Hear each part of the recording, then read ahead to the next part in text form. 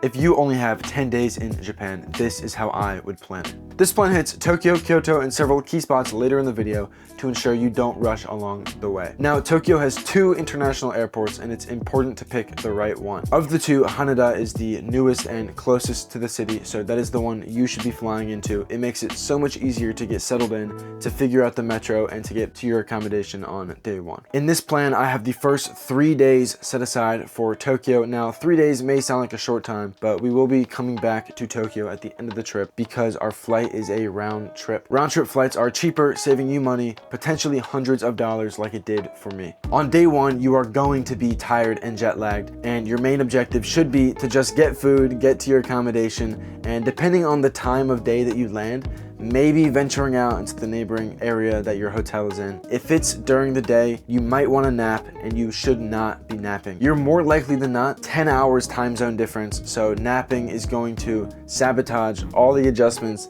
that you're going to have to make for the next 10 days. Tokyo day 2 and 3 is when you start to get into the real substance of the city. Tokyo is a megacity, and as you might know, it is divided into several smaller cities. We are going to hit a few of these, so it doesn't really matter the order that you take them in. There are 2 pairs, conveniently, that I think you should spend day 2 and 3 in. Now, Shinjuku and Shibuya are 2 that you could see in the same exact day, and Asakusa and Akihabara are the other 2. I specifically said them in that order because that's how I think you should spend your day. Shinjuku to Shibuya, Asakusa to Akihabara, and the reason I say that is because both Shinjuku and Asakusa, the starting cities, have a huge shrine and Buddhist temple that fill up later in the day, so you're going to want to get there earlier and start your day in those spots. In Shinjuku, Meiji Jingu is the biggest shrine, and Asakusa it is Sensoji. So when you start your day in Shinjuku and then go to Shibuya at nighttime, that is my personal preference.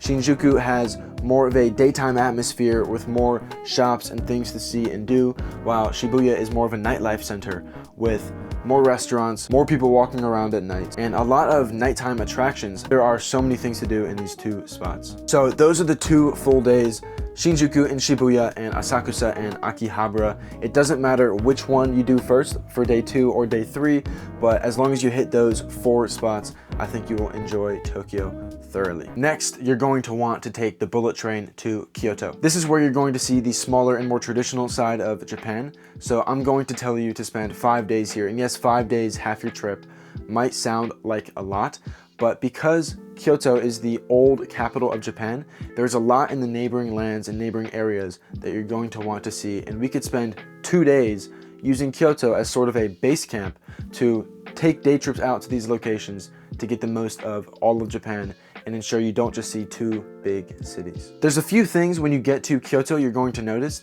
The first is that while it has over 1 million people, it feels so much smaller. The streets are smaller, there's less people. It honestly baffles me how there are 1.5 million people that live there, but when I visited, the streets were empty. Middle of the day, in the afternoon, there was like nobody. It gives you a real break and relax from the bustle of Tokyo. Day 1 is going to be similar to Tokyo's day 1, but without the jet lag and severe tiredness. You're going to want to find food, get to your accommodation, and just see the local area. In Kyoto, unlike Tokyo, there's a lot of really small hidden gems and shops that are very unique and specialized. It's going to draw you in, and it's going to take an entire day. In Kyoto, most of the things that you're going to want to see is to the east of the major river that's in the city. So I recommend staying just west of it in the metropolitan area. That's where the cheaper hotels and accommodations are. Keeps you a very walkable distance to what you want to see. Now on day 2, these locations are what you're going to spend your day in. So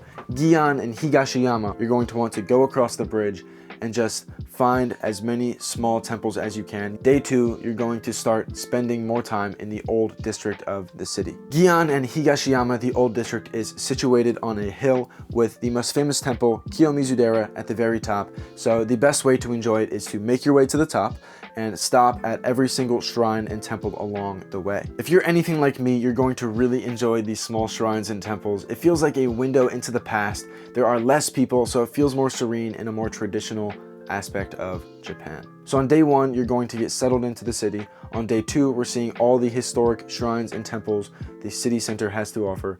And on day 3, we're heading to the west side of the city named Arashiyama. Kyoto already has a small and traditional vibe, but Arashiyama takes this to the next level. Arashiyama is more of a nature-oriented part of the city, which feels strange to say for a city, but Arashiyama has a bamboo grove, it has a monkey park, which I highly recommend going to. When you get to Arashiyama, you're going to think it's a separate city entirely from Kyoto because of its laid-back vibe, but it gets this from the Zen Buddhism sect that is headquartered in this part of the city. Although the temple was cool, it was not my personal favorite part of Arashiyama. Mine was the monkey park atop the local hill or small mountain. You have to climb all the way to the top, and at the top you will be rewarded with a bunch of wild monkeys. Now, they don't really attack you unless you look them in the eye or give them a reason to, but you should still be careful with any kids or just yourself here, to be honest. You can feed the monkeys, but you have to get into a cage, and this was a personal highlight of my entire trip.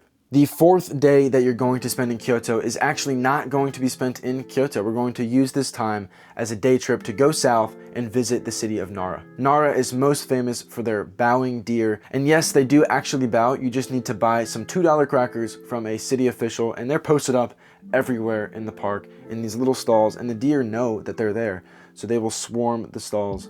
For only $2, you could hand feed some small mini deer. Another thing about Nara is that it houses a Daibutsu, a giant Buddha statue, instead of a giant wooden temple, and this is the only place in the city the deer are not allowed to go into. Inside of this place, there is a myth where one of the pillars are carved out, and if you can fit through, you will be granted health, success, and possibly even enlightenment. So try your hand at fitting through this pillar. Good luck. Our fifth day staying in Kyoto, we're going to spend on another day trip, and this time we're going west, pretty far. We're going all the way to Himeji. On a train, it'll only take you like 2 hours maybe, and I did this personally, and I think it was absolutely worth it. Himeji is where you will find Himeji Castle and the biggest castle complex in Japan. I found that quite literally the only thing to do in Himeji was to visit the castle, but it is absolutely worth your time going. After you visit the castle, on your way back to Kyoto, you should make a stop in Osaka. Now, personally, if you visited Tokyo, I don't think it's worth it to spend any days in Osaka simply because of your limited time.